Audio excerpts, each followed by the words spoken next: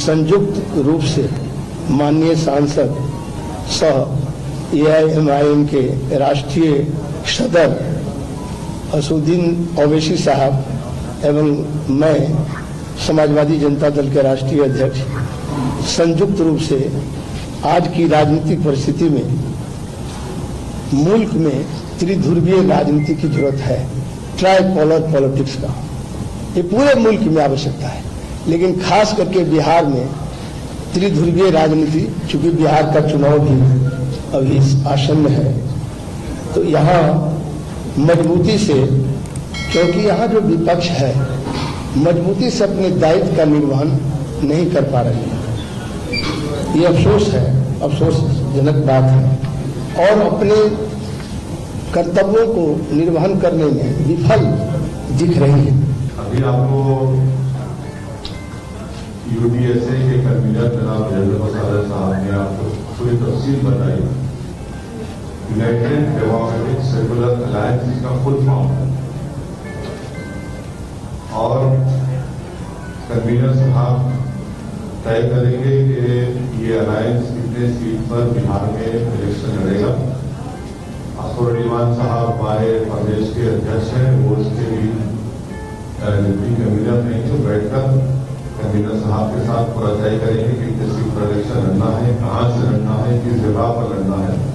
और हमको यकीन है कि इंशाअल्लाह बिहार की जनता की हमको पूरी ताईद, उनकी मोहब्बत से हमको दबा देंगे, और इंशाअल्लाह ज्यादा सीटों पर हमारे कैंडिडेट कामयाब है। पहले से जारी आपके लिए खारिज होती है क्या?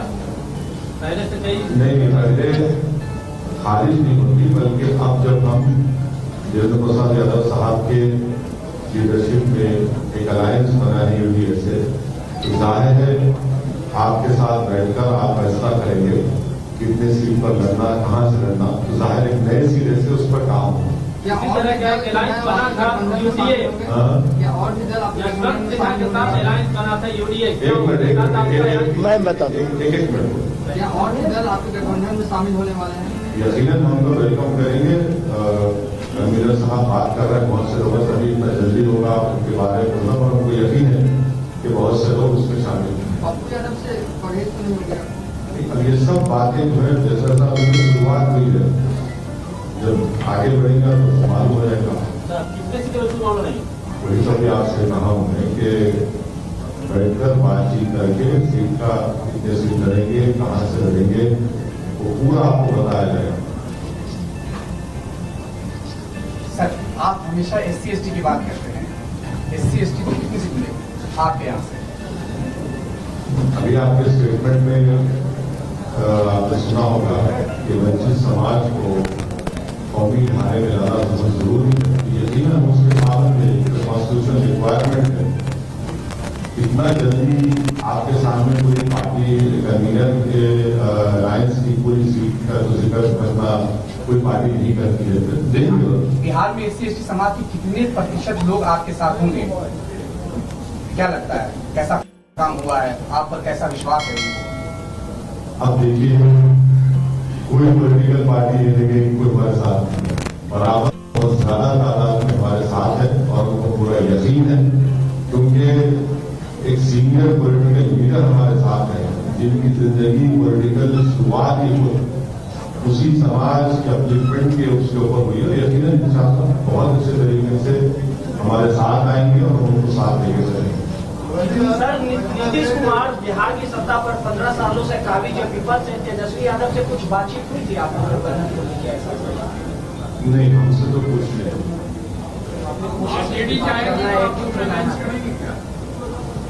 भाई देखिए, रियलिटी क्या है उसको एक्सेप्ट करना पड़ेगा। आप मुझे बता दीजिए आप एबी से हो। आरजेडी के लोग कहते हैं कि हमारा वोट काटने आ गए। हाँ, ये तो अब ऐसा है ना कि पार्लियामेंट इलेक्शन में कितने आरजेडी के जीते एमपी?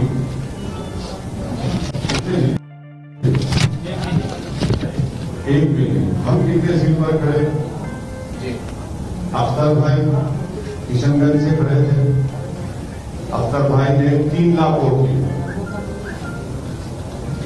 जेडीयू के कैंडिडेट ने 3,25,000 दिए। और कांग्रेस के कैंडिडेट ने 3.5 लाख दिया। अगर अख्तर भाई नहीं खड़े होते तो क्या होता, वो एक सीट भी नहीं आती।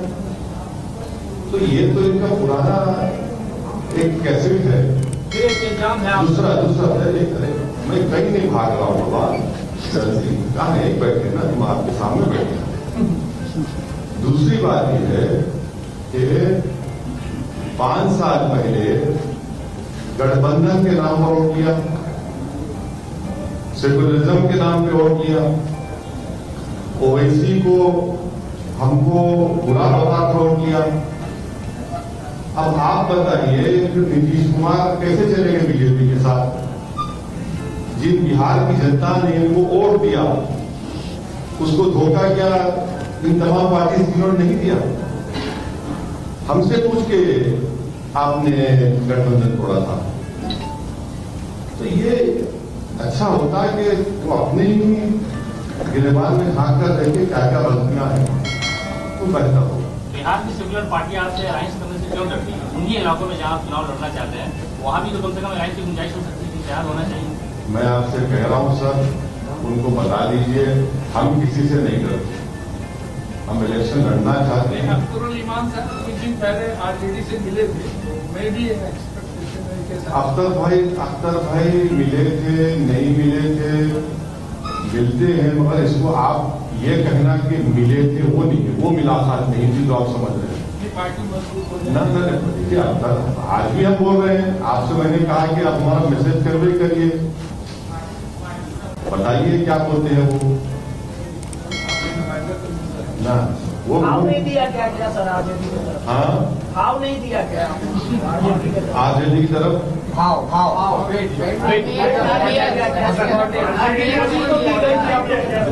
देखिए, नीतीश कुमार ने उनको भाव नहीं दिया, वो नीतीश कुमार को भाव नहीं दिए। इस तमाम चीज में बिहार की जनता को धोखा दिया गया था 5 साल पहले। बिहार की जनता का क्या कीमत है बताओ फिर आप? हमारा छोड़ो, हम तो कुछ भी नहीं, हमारा भाव ही नहीं, हम तो ट्विंकल ट्विंकल लिटिल स्टार है। मगर जो 5 साल पहले वोट किया था, उसके बारे में क्या कहेंगे? कौन जिम्मेदार उसका? अगर आप बिहार में बीजेपी सत्ता में है तो उसका जिम्मेदार कौन? इतनी बड़ी तादाद में बीजेपी इतना एमपी सीट जीत गया, उसका जिम्मेदार कौन? किसका माहौल है? हमारा छोड़ दिया, हमारा कुछ नहीं है भाई। हम तो बिल्कुल कोशिश कर रहे हैं, मगर ये बिहार की जनता देख रही है, सब फैसला करेगी। आप पे ये भी आरोप लगा है कि बिहार की राजनीति में आपके इंटरेस्ट सिर्फ बीजेपी को फायदा और एनडीए को फायदा पहुंचाने के लिए हो रही है। हाँ, इसीलिए तो पार्लियामेंट इलेक्शन में पूरा जीत गए बीजेपी और नीतीश कुमार, हम एक ही सीट पर लड़े। पूरे पार्लियामेंट इलेक्शन में हम सिर्फ 3 पार्लियामेंट की सीट पर लड़े, हैदराबाद, किशनगंज, औरंगाबाद। 2 पर जीते हम।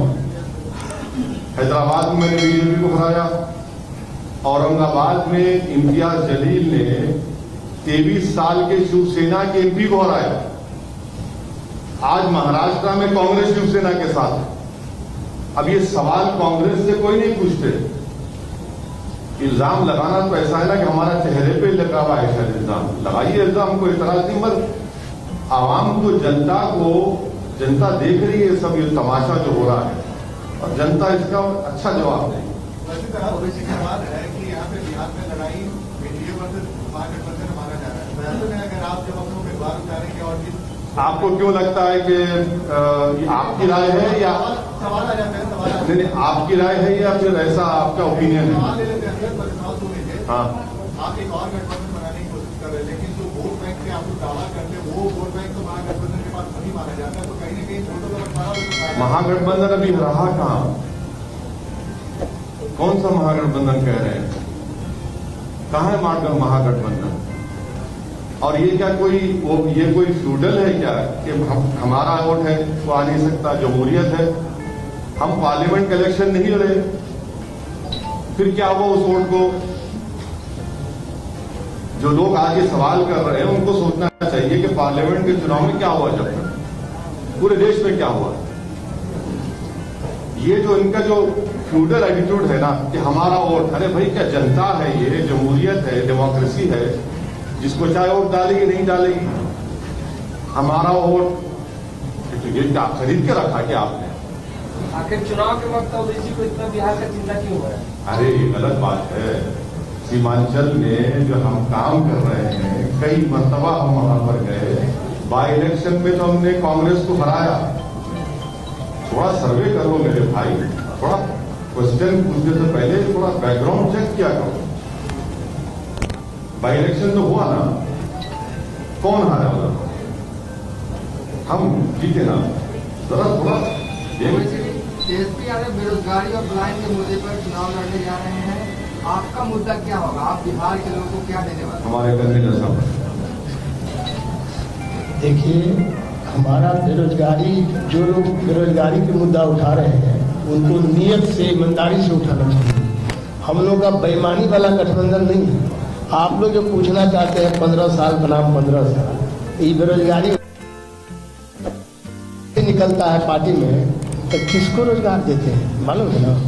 हरियाणा से कि वहाँ से राजस्थान से आ जाता है, पता है ना? मैं सच, आप जो सवाल पूछ रहे उसको करो। रोजगारी का कोई वैकेंसी निकला था आरजेडी में, दोनों वैकेंसी बाहर चला गया। आपका अपना आगे क्या भरोसा है कि आगे क्या होगा? मेरा एजेंडा सीधा है, भ्रष्टाचार मुक्त बिहार बनाने का, अपराध मुक्त बिहार बनाने का, और बाढ़ सुखाड़ का जो हम दर्द झेल रहे हैं हर साल, उससे भी हम, बाढ़ सुखाड़ का अभी तक कोई निदान नहीं मिला। 15 साल बनाम 15 साल का जो लोग नारा दे रहे हैं, बार बार इसको आप लोग बोल रहे हैं। अभी भी हमारे एक मित्र बोले हैं कि नहीं, एनडीए में और यूपीए में इसी में लड़ाई है। ये बिहार जर्मनी का होटल नहीं है। हम जर्मनी गए थे, जब मिनिस्टर थे भारत सरकार में, तो वहाँ कहा कि डू यू लाइक कॉफी और टी? नो अदर ऑप्शन, मैंने कोई दूसरा ऑप्शन नहीं। हम लोग नींबू पानी लेके कोरोना से भी मुकाबला करेंगे, इम्यूनिटी बढ़ाएंगे, बेरोजगारी का भी हल का समस्या आवाज उठाएंगे, और उद्योग को भी खड़ा करेंगे बिहार में, ताकि बिहार फिर से पुराना जो हमारा धरोहर था, उद्योग था, यहाँ औद्योगिक क्षेत्र था। यहाँ आपको मालूम है कि चीनी मिल था, 36 चीनी मिल था, 36 बंद हो गया। किसका कारण? आप रोजगार की बात करते हैं, 36 चीनी में कितना बेरोजगार हुआ होगा? 3 करोड़ से ऊपर लोग बेरोजगार हो गए। किसका शासन था? 15 साल बड़ा भाई का और 15 साल छोटे भाई का, यही दोनों का शासन न रहा।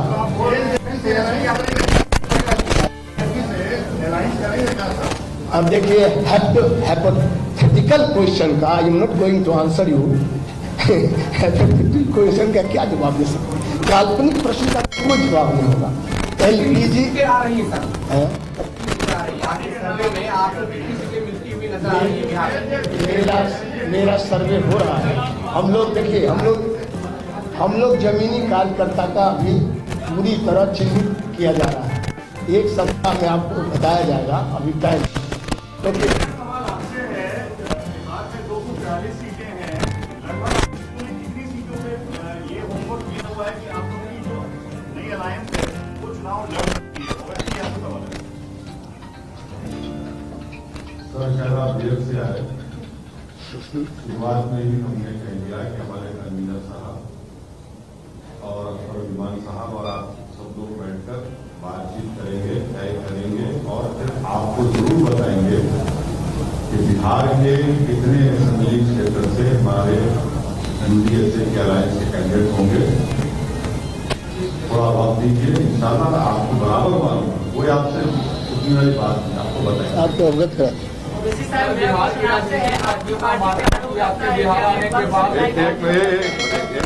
एक के बाबू आपकी पार्टी पर ये आरोप लगता है कि आप एक वर्ग विशेष की राजनीति, एक समुदाय विशेष की राजनीति करते हैं। तो लगता है, उनको लगता है, हमारे पॉलिटिकल ओपोनेंट को लगता है, वो उसमें कोई सच्चाई नहीं, बिल्कुल कोई सच्चाई नहीं।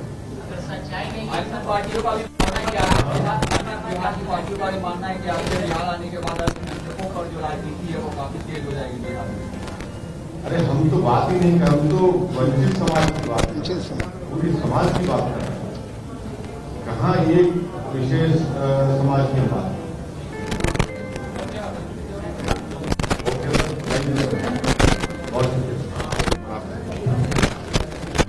आप लोग जब 1 मिनट तो आपने सवाल अभी किया बैरिस्टर साहब से, उसको मैं कह देना चाहता हूँ। कहने को एक हम थोड़ा कविता भी करते हैं, सुन लीजिएगा, है समय 1 मिनट। कहने को तो अपना राज है, लेकिन भ्रष्टाचारियों और चोरों के सर पर ताज है। होती उसी का कार्य है, बेईमानों में जो बात में जो आक्रामक है उसका काम हो।